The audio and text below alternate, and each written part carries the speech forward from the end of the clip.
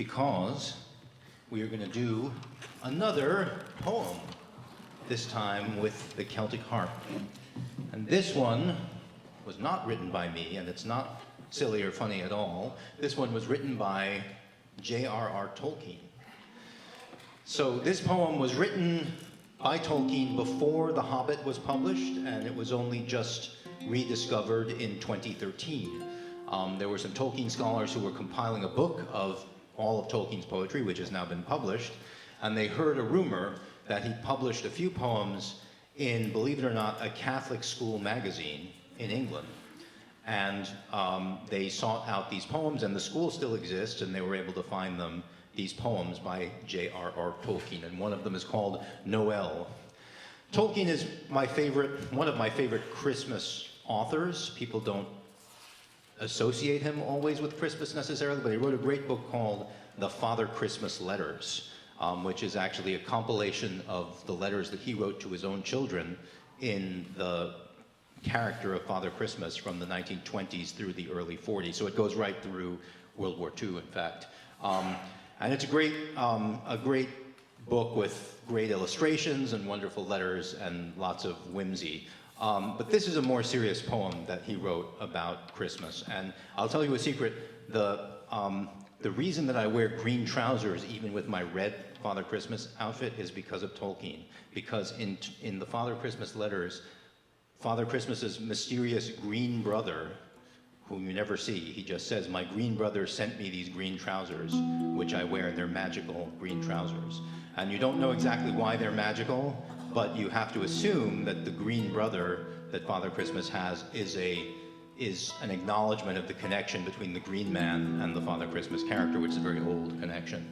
So Tolkien was aware of it, and that's all we hear of the green brother and his green trousers, but I always wear green trousers with all of my Father Christmas suits. So this is Noel by J.R.R. Tolkien.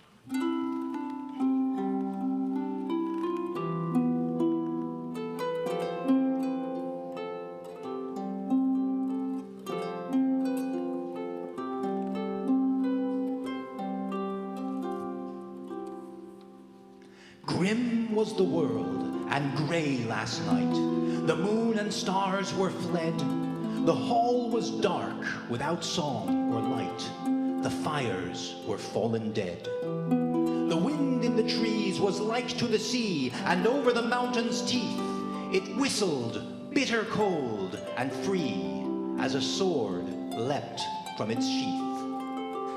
The Lord of Snows upreared his head, his mantle long and pale upon the bitter blast was spread, and hung o'er hill and dale. The world was blind, the boughs were bent, all ways and paths were wild. Then the veil of cloud apart was rent, and here was born a child. The ancient dome of heaven sheer was pricked with distant light. A star came shining white and clear, alone above the night. In the dale of dark, in that hour of birth, one voice on a sudden sang. Then all the bells in heaven and earth together at midnight rang. Mary sang in this world below. They heard her song arise, o'er mist and over mountain snow to the walls of paradise.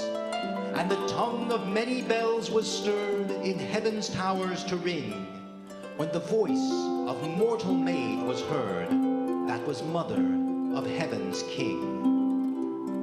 Glad is the world and fair this night, with stars about its head, and the hall is filled with laughter and light, and fires are burning red.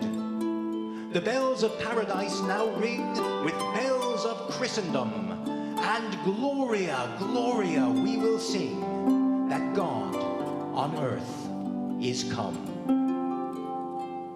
Noel by J.R.R. Tolkien.